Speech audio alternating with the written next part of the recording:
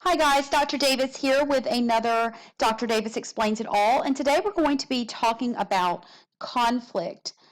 So we've all experienced it, right? What in the world am I talking about? Conflict. Conflict is inevitable. As at some points in our lives, we have and we will definitely will, if we haven't yet, I know we have, experienced some form of conflict. Sometimes this conflict takes place in our personal lives with our friends, our family members, our spouses, our significant others, our children, and even more, while at other times, conflict can be in our professional lives. For example, we might experience conflict with a hard to work with colleague, a supervisor or a boss, a customer, or even more. And even more often than we'd like to admit, we are the ones to initiate the conflict. But alas, there is hope. For instance, did you know that you can have healthy conflict in relationships? Many people go through life thinking that all conflict is bad, when in fact, it's not. All relationships experience growing pains and even differences of opinions. You wouldn't want to have a relationship with a clone that's just like you. Now, as we all know, that would be very boring. So, knowing how to have conflict can make all the world of difference. But first, what is conflict?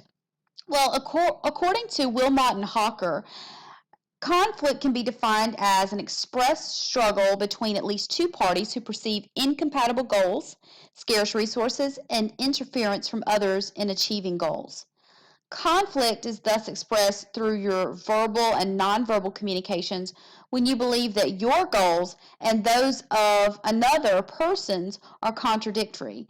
You are both competing for similar yet scarce resources, or you might just perceive interference from the other person in trying to get what you want.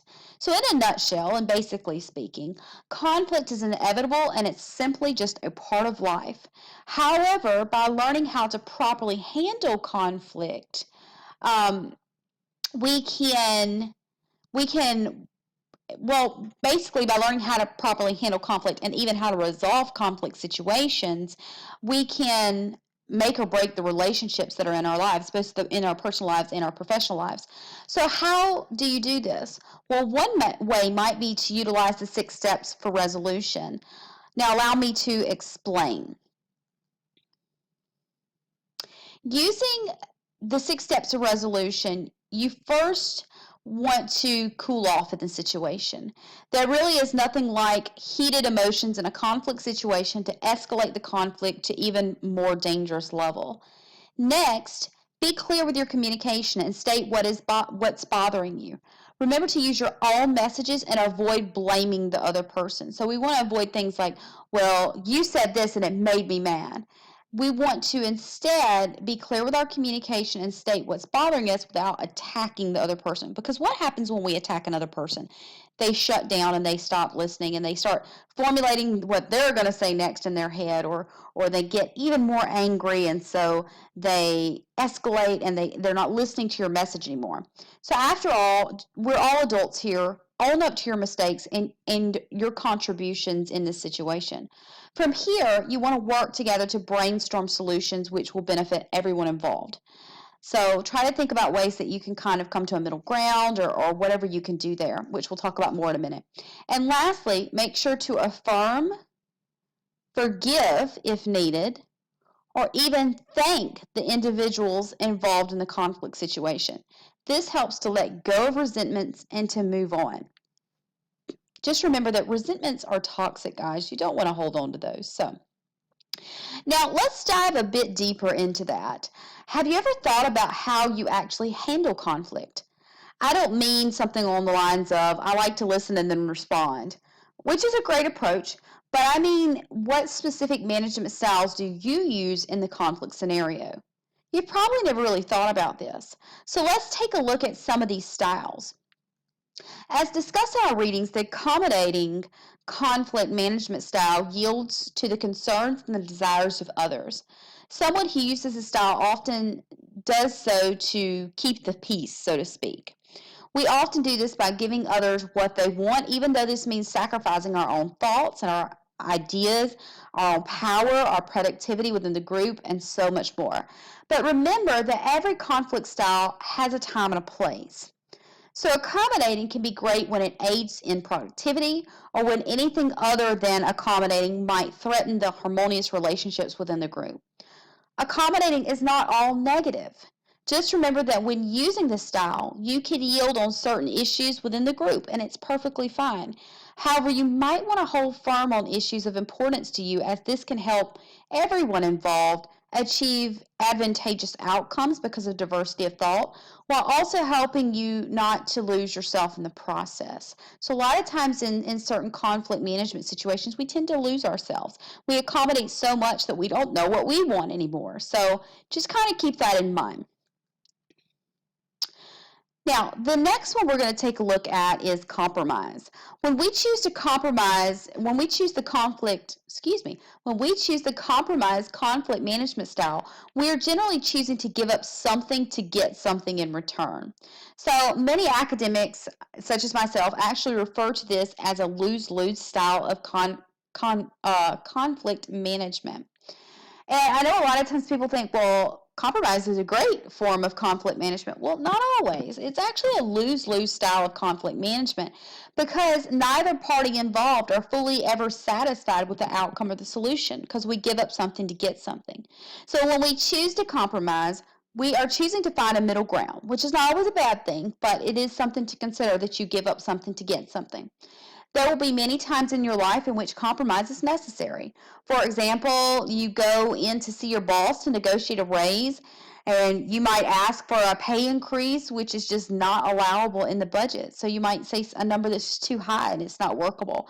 However, there might be some room for negotiation. Thus, you find a middle ground. You and your supervisor find a middle ground, and you find a number that will work with the budget and still gives you a pay increase. So in such a situation, a half loaf is better than starvation, and I just love that phrase because it's very true. So in such a situation, a half loaf is better than starvation, right? Ultimately, though, we want to strive for a win-win situation when possible, and compromise is not a win-win situation. It's actually, like I said, a lose-lose situation because we give up something to get something, both parties involved. So the next conflict management style we're going to discuss is avoiding. Oh, I can't tell you how many students tell me that they use the avoidance strategy. Avoiding generally means that a person withdraws from a potentially unpleasant situation to avoid the conflict that might ensue. So while flight from fights might seem like a constructive approach, they can often cause much more damage in the long run. And this is something I warn my students about often because they'll say, I like to use avoiding because I don't like to be in conflict. I just like everything to be harmonious and calm. And while that seems like a good idea, like I said, avoidance can take on a lot of damage in a relationship or a professional situation in the long run. While it can be okay to allow someone time to cool off, just in case things got a bit escalated, it's always best to revisit the issue later on. Conflict never just disappears, as many people who use this avoidance strategy hope for. It doesn't disappear. So if you do not eventually address the conflict, feelings of negativity, resentment, anger, and more towards that person can and probably will arise again in the future, and probably on a much harsher level. So lastly, I'd like to discuss the collaborative style of conflict management. Collaborating has been referred to as the most complex and potentially productive communication style of conflict management. The collaborating style is essentially a win-win cooperative approach to conflict which attempts to satisfy all the parties that are involved. So it's creating win-win situations. The collaborative style has three key components. It directly addresses or confronts the problem without negativity. So you don't want to, again, do that that blaming and things like that. So it directly addresses or confronts the problem without negativity. It seeks joint gains by creating creative solutions which are mutually satisfactory for all the parties involved. So we get creative with our solutions to create a win-win situation with everybody that's involved. And it calms or it smooths the troubled waters by calming the agitated or angry feelings of everybody that's involved in the conflict. So when tempers and emotions are high, no collaboration is possible. And that's why we have to calm the water, so to speak. These emotions have to be first smoothed or calmed. Remember that attacking each other in the conflict will not help you to find a solution or even calm the conflict. So, are there any downsides to this type of conflict management style in collaborating? As with each of the ones I've discussed so far, absolutely. Collaborating requires a great investment of time and effort with better than average communication skills from both parties.